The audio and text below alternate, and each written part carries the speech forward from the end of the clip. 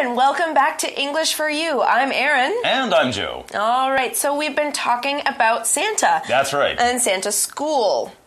If you want to be Santa, you want to be the best Santa you can be, of course, you have to go learn about it. Not very many people out there are so naturally jolly, and they don't know how to handle all the different situations you might get if you're a mall Santa. You know, you have to be there all day at the mall, sitting in the chair. All these different kids coming up to you, and you have to ask them if they're, what, naughty or nice? What would you like for Christmas this year? What do you want this year for Christmas? And you have to handle, like, what if they say, I want a spaceship? How do you handle that? You can't bring them a spaceship, so you can't promise them that. Yeah, you're going to have to kind of guess at that. Maybe be like, I can bring you a toy spaceship. Yeah. I've got lots of those in my workshop.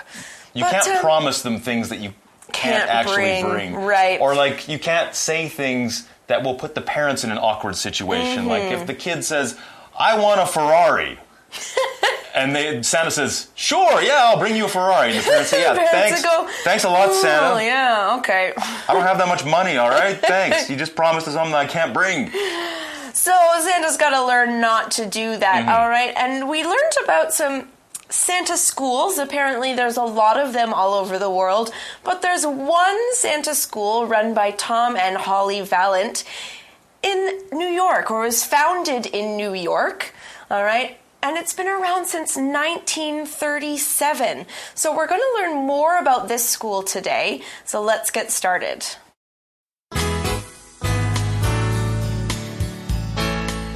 Reading.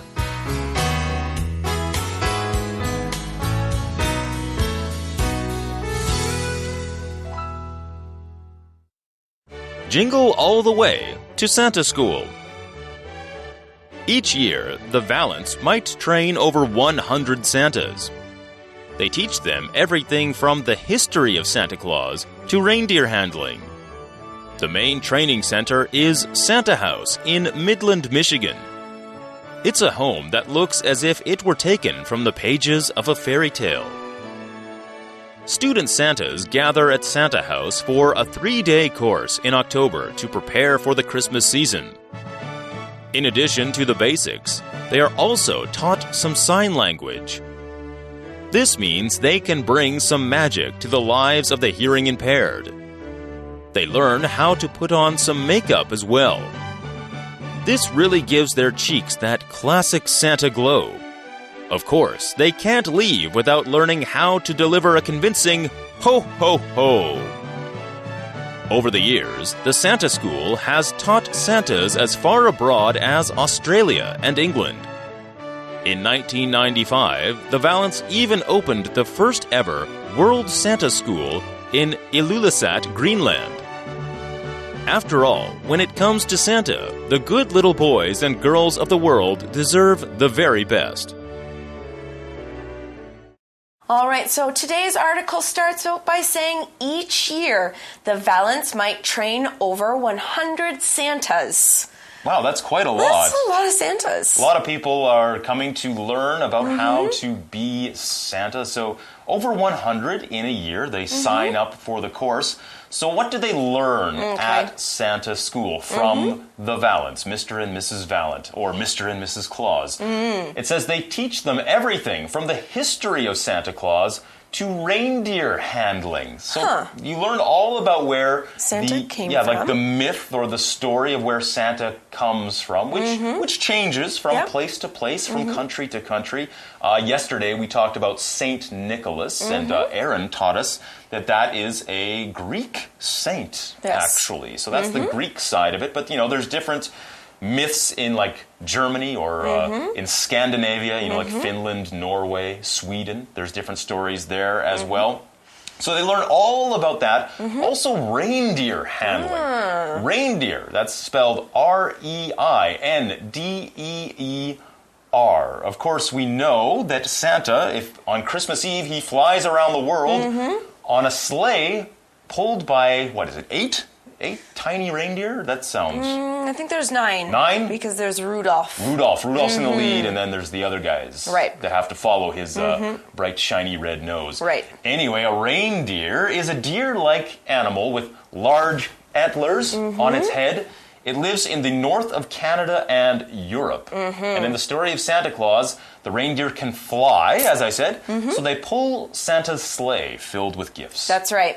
Now, the article goes on to say the main training center for the Center for Tom and Holly's school is Santa House in Midland, Michigan. So we talked about a main training center. So main is an adjective, and it's spelled M-A-I-N, main. And it's the most important or largest of something. So that means maybe they have other training centers, other schools where you can go to, but the biggest one or the most important one is in Midland, Michigan. Another example could be the building has 2 entrances, but the main entrance is on First Street. So that's the big entrance. So let's learn more about this main school in Midland, Michigan. It says it's a home that looks as if it were taken from the pages of a fairy tale. I should expect that. It should look magical and very wondrous and things like that. It looks like it's coming straight out of a fairy tale. Fairy tale is a noun, and it's spelled F-A-I-R-Y, space, it's 2 words, and then T-A-L-E, fairy tale. It's a traditional children's story in which magical things happen. So it's not like a normal story. People have magical powers and strange, wondrous, and amazing things. There might be witches. There might be wizards. Yeah, witches and wizards. And Santa Claus is kind of like a fairy tale as well. For example, John loves hearing the fairy tale Hansel and Gretel because he loves to hear about the candy house. Yes, that's the story about young Hansel and Gretel. They go off into the woods and they find a house that's made of candy. It just so happens that a witch lives there. Yes, it's not great in the end. It looks good. It looks great. There's a house made of candy. We can eat until we explode. But then there's a witch inside. So they have to be careful. They do have to be careful. So that's an example of a fairy tale. Right.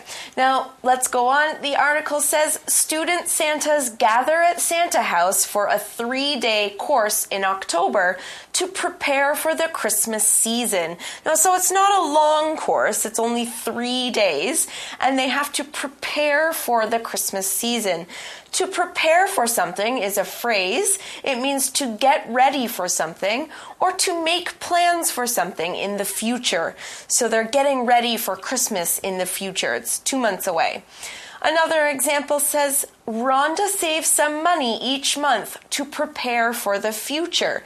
So maybe she wants to have some money to use in the future. So she puts a little bit of money away so that when she's older, she has that money for fun or for protection if she needs to spend money on her car or something. So it's only 3 days, so it's a bit of what we might call a crash course. Right. It's something where you learn things very, very quickly. They give you a lot of information in a short period of time. Right. You learn a lot of skills very quickly. Next it says, in addition to the basics, they are also taught some sign language. So they learn the basics. Now, the basics is a phrase, and it just means the most important parts of something that you should learn about, think about, or deal with first. So just the very simple things. For example, we could say before learning how to make sentences in English, you need to understand the basics of the ABCs. Right. Okay, so you need to learn the simple stuff first, and then you move on to the complicated stuff. You don't start with things that are very complicated and then go to the easy stuff. No, you start with the basics first. So they learn the easy stuff. You know, okay, here's the history of Santa. Here's how to say a convincing ho, ho, ho, that kind of stuff. And then they go on to the harder stuff, such as sign language. Sign language is 2 words. It's spelled S-I-G-N and then L-A-N-G-U-A-G-E, sign language, which is a way of talking with people who cannot hear.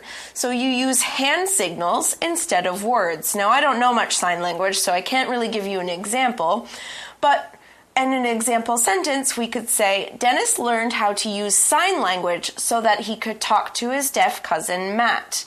Now, Santas need to know how to use sign language because they might have children who come up to them and sit on their laps, and these children might not hear him say, "Are you naughty or nice?" So they have to learn how to say it in sign language so that they can talk to these children. We also saw a phrase there, as well.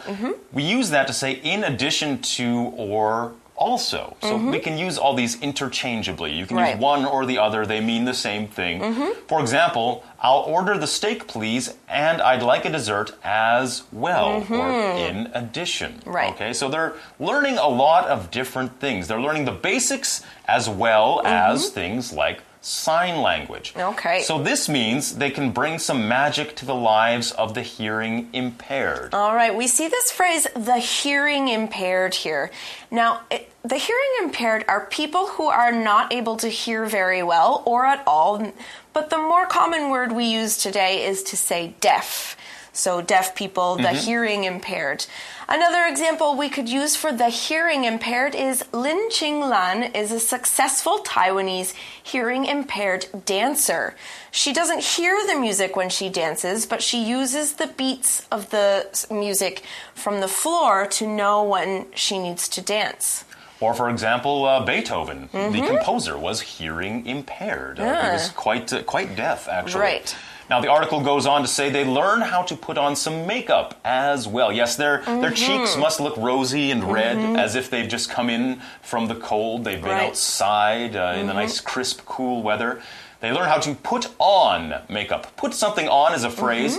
It means to spread something on your skin to improve it in some way. Right. For example, Patty puts this cream on her skin every day because it makes her skin soft. Okay.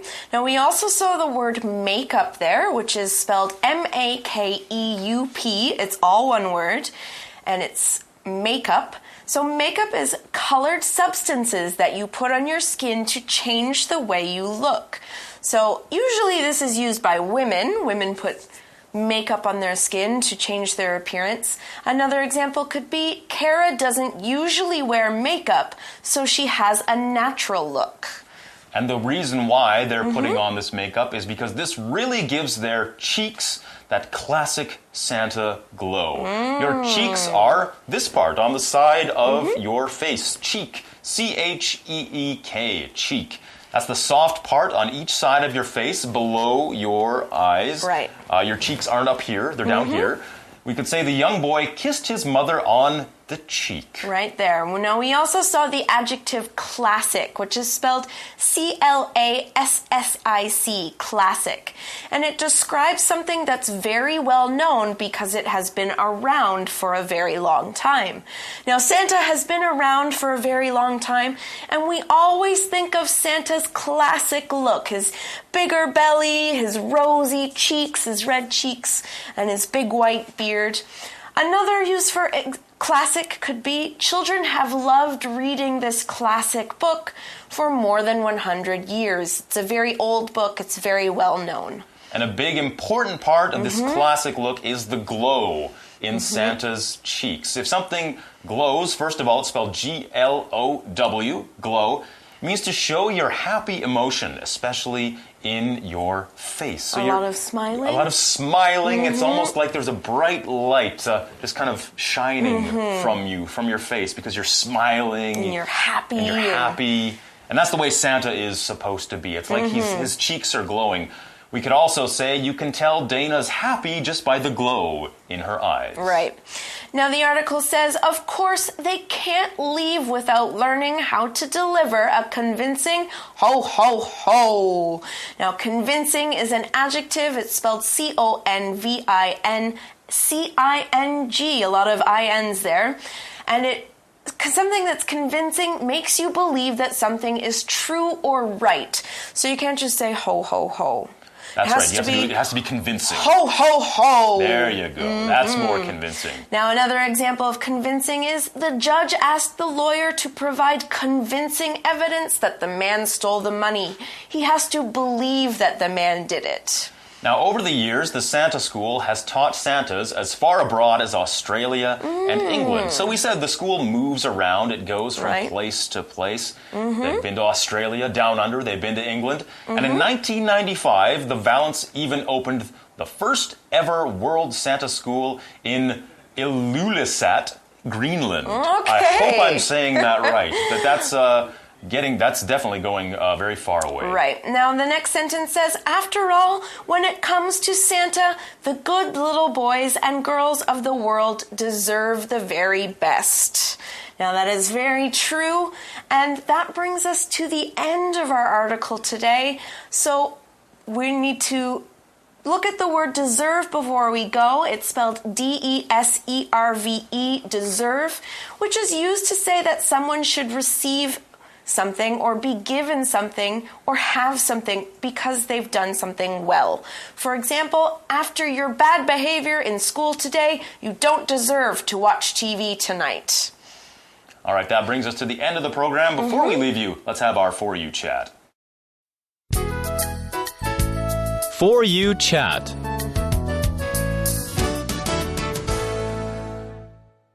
All right, so we've been talking all about Santa today. Let's get straight to our question, though.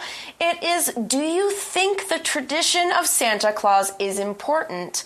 Why or why not? I think it's more of a fun thing for kids. You know, it's enjoyable. Parents like telling their children when they're very young, okay, you have to be good.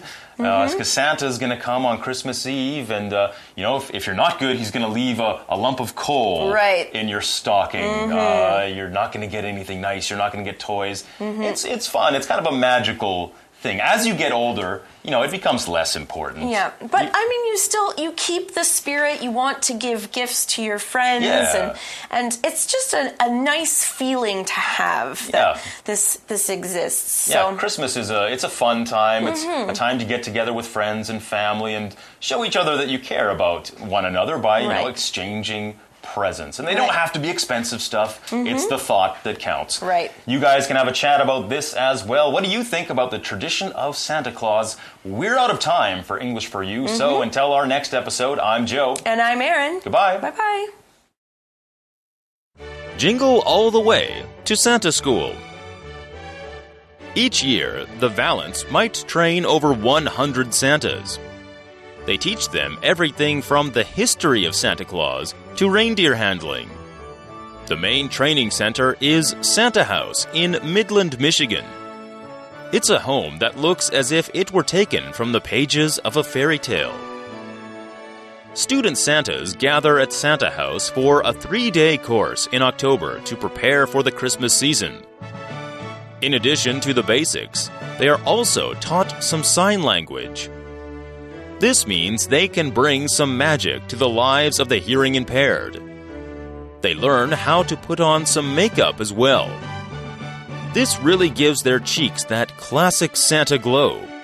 Of course, they can't leave without learning how to deliver a convincing ho ho ho. Over the years, the Santa School has taught Santas as far abroad as Australia and England. In 1995, the Valence even opened the first ever World Santa School in Ilulissat, Greenland. After all, when it comes to Santa, the good little boys and girls of the world deserve the very best.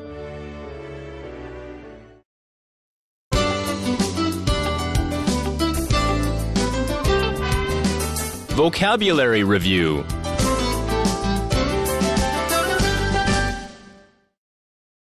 Main. The company's main office is in New York, but it has smaller offices elsewhere. Fairy tale. Every night, the father told his children a fairy tale about monsters, magic, and princesses. Sign language. Coco the gorilla learned to use sign language to communicate with scientists. Cheek. The woman put red makeup on her cheeks to give them some color. classic. Ben likes classic movies from the 1950s the best.